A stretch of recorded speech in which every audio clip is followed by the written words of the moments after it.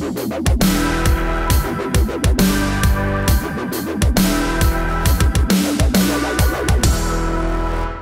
it's coming down to the wire in France to see if France is going to be the next domino to fall in the wake of Brexit and Donald Trump's election and all the rest. Hi, everybody. I'm Bill Whittle here with Steve Green-Scott, and this is your right angle on the upcoming French elections, which are getting more and more interesting because basically all of the major parties of France, the traditional parties, are gone. Imagine a fight between the Greens and the Libertarians here in America, if you can do such a thing. I know the mind recoils, but nevertheless, that's basically what's going on over there.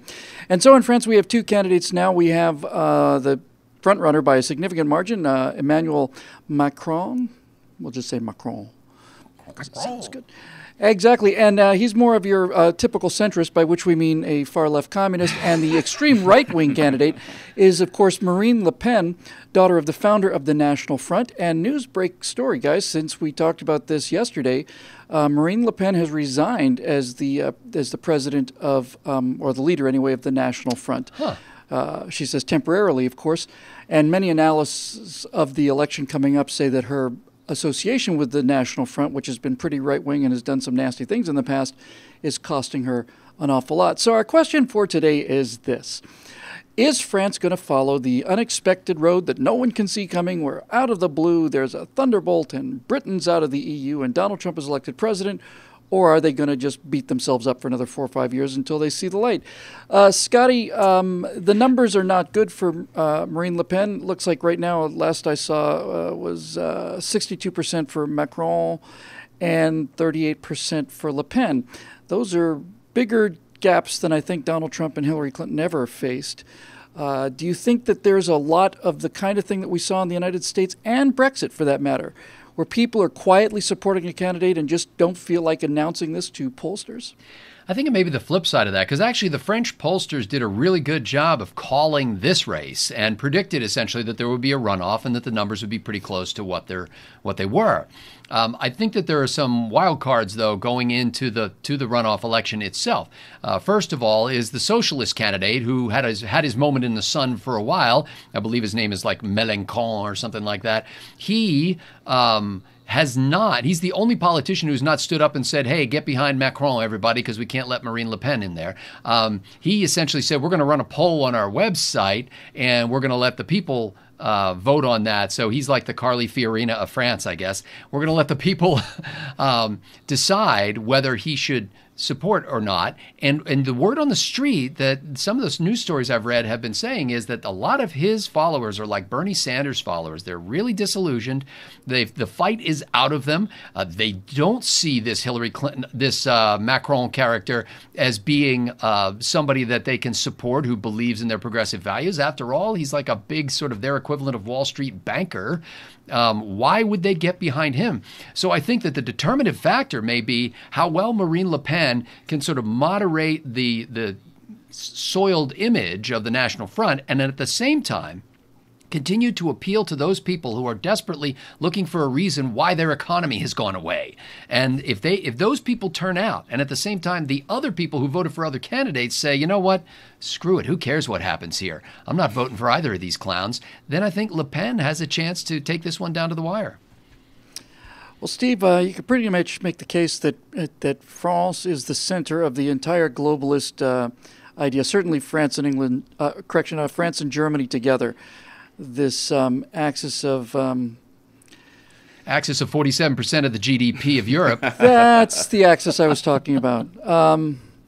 They've been claiming that their position is the future since it started back in the mid-'70s, and now this is exactly what Macron is saying. He says he's a candidate of the future, he's an optimist, and so on. We can't fall victim to the horrible, racist, fascist patterns of the past. Le Pen, on the other hand, is coming off of momentum that grows every day with more and more unassimilated immigrants, more and more policemen being shot down in the streets every single day that goes by in France. Situation deteriorates. So it seems to me almost like it's a clock, don't you think? Is there going to be enough unrest in this country before the election? Doesn't seem likely. It's coming up on 7th of May. But one major terrorist attack, we just had one a couple days ago, but a big one like the Bataclan nightclub could make this a walk-away win for Le Pen. Well, what we need to talk about is just how stupid French voters are. But before we get to that, I need to tell you, I reject completely this notion that Le Pen is right wing. She is big welfare status. That's not right wing. She is a protectionist. That's not right wing. She's a nationalist, which is not right wing. Nationalism and globalism are just flip sides of the same collectivist coin, and I reject them both in their entireties. She's right about Islam. She's right about immigration, but I'm not going to give her a pass on the rest of this stuff, especially not since she kind of likes to dig her toes in around the edges of Holocaust denial. No, she is not what we understand as a right-wing or liberty-loving candidate in this country. Far from it. French voters did have a choice for an actual reform candidate, somebody who is a liberty lover in the Anglo-Saxon tradition. That was Fillon. He was unfortunately caught up in one of these insider scandals, kind of Clinton-esque from his days under the Sarkozy administration, and that sunk him in the polls because the French were sold, oh, Le Pen's an outsider, and oh, Macron is an outsider. And so they went with the two outsiders because we're just going to reject everything out of sort of a vicious lack of self-interest on the part of French voters. And so now they have two choices. You've got the fake outsider who's probably going to win this thing. And then you've got Le Pen, who has one or two strong issues, but is just dead wrong on everything else. And wow, what a way to shoot yourselves in the foot, France. Well, it sounds to me like what you're saying is the election, it comes between a woman who's right on two issues and wrong on everything else versus a man who's wrong on everything else. Yeah, possibly. And they'll go with the one who's wrong on everything.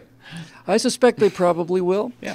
Emmanuel Macron is young. He's pretty like Trudeau. He's talking the talk. He's basically talking about the bright future of the European Union and the dawn of this wonderful collectivist socialist future, which we all are so eagerly awaiting.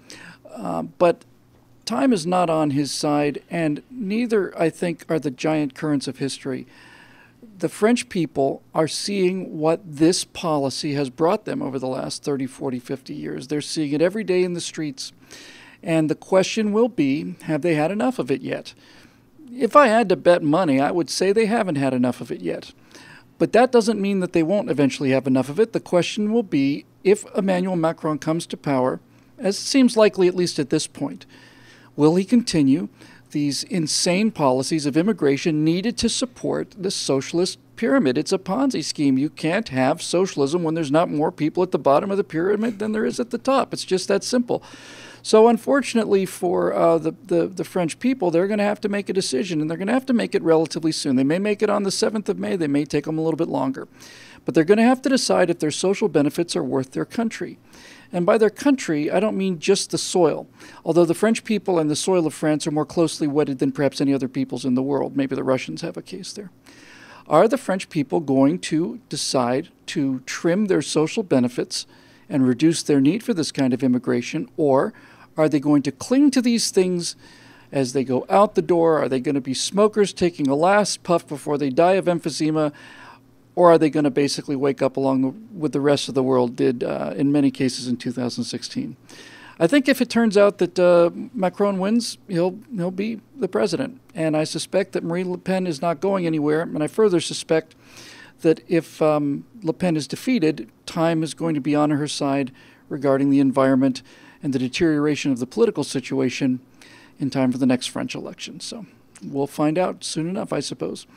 For everybody here at BillWhittle.com, it's not a whole lot of us, frankly, but Steve Green, Scott Ott, and the rest of us, thank you very much for joining us. Thanks especially for our paying members who make the show possible.